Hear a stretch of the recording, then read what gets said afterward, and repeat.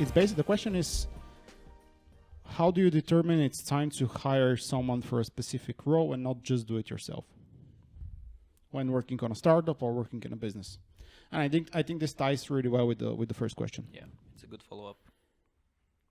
Again, at least from our experience, once we realize that we should not be working constantly in the business, but rather on the business and enable our team, then you just start observing the different tasks and the amount of effort and time that they're going to take. And if, for example, if you're just doing solo marketing and this is taking a lot of your time, then I would say more than 2 days per week, full-time thinking, full-time executing, you should most probably hire. Same with HR. I think for HR, for example, we don't have an HR because we're still a relatively small company, 35 people.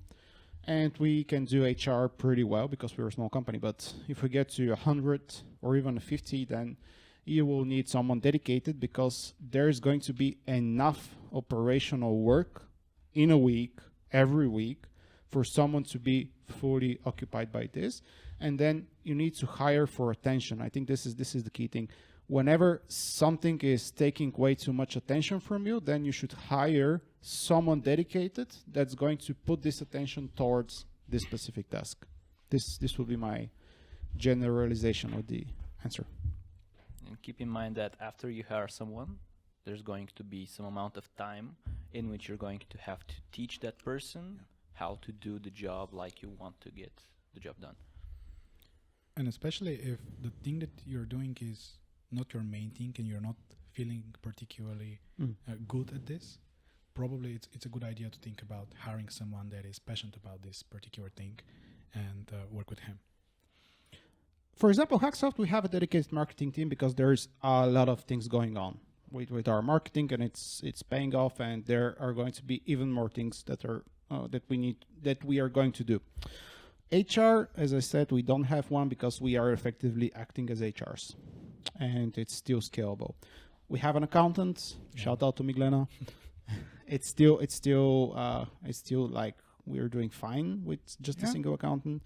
Office manager, this is quite interesting. So right now, this is kind of a split role between several people in the office. Shout out to Danko, because there's like, you need to order from eBack once or twice a week, and then there's someone that comes and cleans the office twice a week, and that's pretty much it. That's pretty much the attention that you need to give to the office.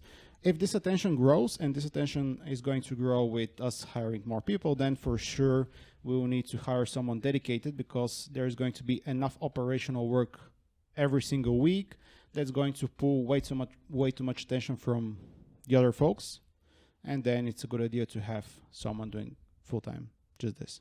Yeah, and once again, there is someone happy about doing the office-related work, which is not creating the need of hiring someone. If no one wants to do this, then probably we need to look around for someone to hire about this. But in this case, I guess it's fine. Finance role? Again, we are doing the finance role, but at some point we will need someone dedicated to have all of their attention towards this particular role. Because right now we're a small company, and doing finances takes a couple of days every month. Yeah. And that's, if we hire someone, this someone is not going to be fully saturated. I mean, not even fully saturated. This particular person is not going to be interested in doing the work, because there's not going to be that much work to be done. And I think this is again pretty key.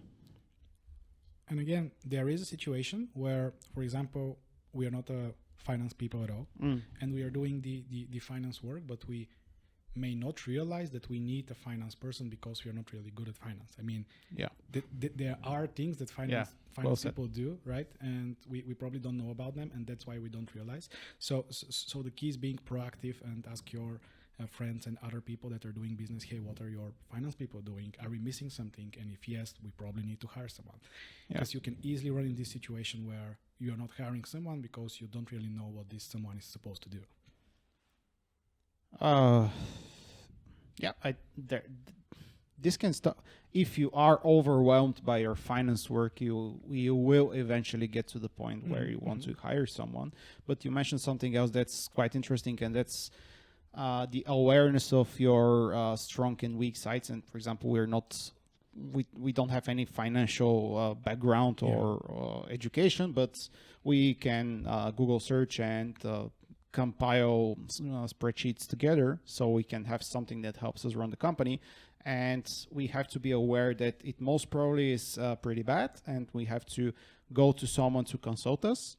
And I think slowly but surely we are learning this for various of other tasks and roles. Exactly. Yeah.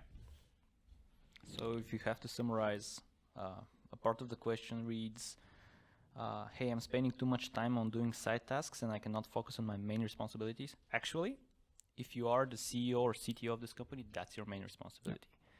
Handling everything that is the side tasks that you mentioned. So whenever you want to scale one of those, or you want to have someone take it off your back, then I think that's the time that you hire someone. Yeah. It's orchestrating, basically. You need to start orchestrating. Because people, especially software developers, they usually fall in this trap where they think, I can do all of those 10 different tasks, and if I am doing one task at a time, I'm going to do this pretty well. But when I have to do 6 out of 10 in a single week, I'm most probably going to half-ass all of them. Yeah. So this is where you need to start hiring